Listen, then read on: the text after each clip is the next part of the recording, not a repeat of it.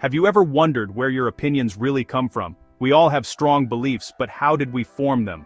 Most of what we know about the world comes through screens, news, articles, social media, videos. These sources aren't just showing us facts, they're telling stories, making choices about what to show and what to leave out. Every headline, every image, every quote is selected for a reason. This shapes the narrative we accept as reality. Our understanding of events is built on these narratives, often without us realizing it. The media doesn't just inform us, it influences what we believe and how we see the world. We're not just passive receivers of facts, we're part of a system that controls information. This isn't always malicious, but it's powerful.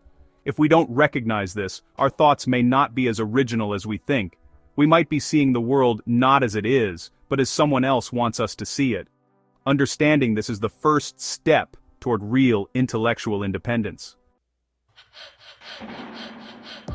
We like to think of the media as a mirror, reflecting reality, but in truth, it's more like a lens, focusing on some things, blurring out others. News organizations can't cover everything, so they choose what's important.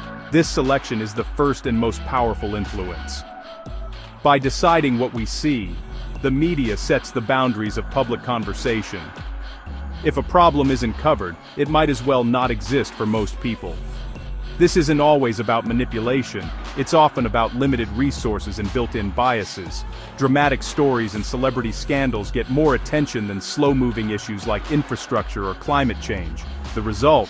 Our reality is skewed toward the sensational. The media constructs a version of reality that shapes our beliefs, votes, and actions. It tells us what to worry about and what to demand from leaders. Recognizing that this reality is constructed, not just reported, is essential. It lets us question the framework behind every story. Only then can we see beyond the headlines. One of the media's greatest powers is agenda setting, not telling us what to think, but what to think about. When every outlet covers a topic it feels urgent and important, our attention is drawn to what's illuminated, while countless other issues remain in the dark. A celebrity scandal can dominate, pushing aside real policy debates. Politicians respond to what the media highlights, creating a feedback loop. The media's agenda becomes the nation's agenda. The real power isn't just in reporting news, but in choosing what becomes news. When you find yourself debating a hot topic, ask, why this now? Who benefits? Recognizing agenda setting is the first step to reclaiming your focus. Once a topic is chosen, the next influence is framing, how the story is told. The same facts can be framed as a fight for justice or a disruptive riot, changing public reaction entirely. Framing gives us mental shortcuts, shaping how we feel about information. Words like opportunity or waste can turn the same policy into a triumph or a disaster. The facts don't change, but the frame does.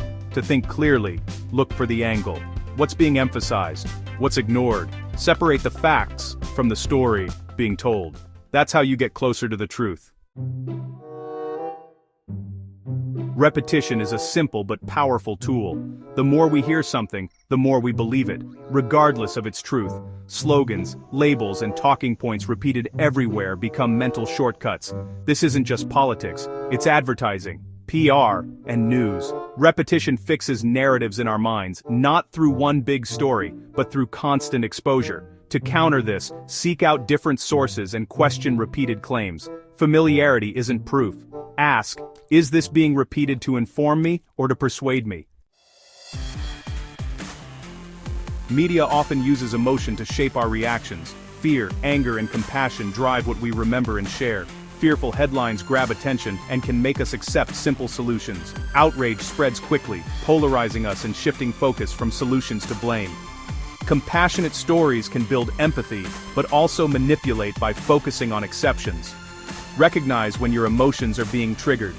Step back and assess with a clear mind. That's how you keep control over your opinions. Today, algorithms on platforms like Facebook, YouTube, and Google decide what we see. These systems aren't neutral. They're designed to keep us engaged, showing us more of what we already like. This creates filter bubbles, reinforcing our beliefs and filtering out dissent. Emotional, sensational content gets amplified, deepening polarization. You only see a curated reality, not the full picture. To break free, Seek out opposing views and use tools to avoid personalization. Be skeptical of recommended for you feeds. Remember, your information diet is shaped by invisible hands. Awareness is the first step to seeing beyond the bubble.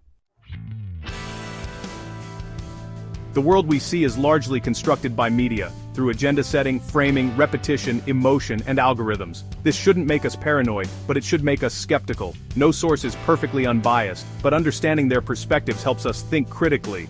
Start by asking, why am I seeing this? What's the frame? What emotions are being triggered? Who benefits? Separate fact from framing, and look for persuasion techniques. The power to control your mind is yours.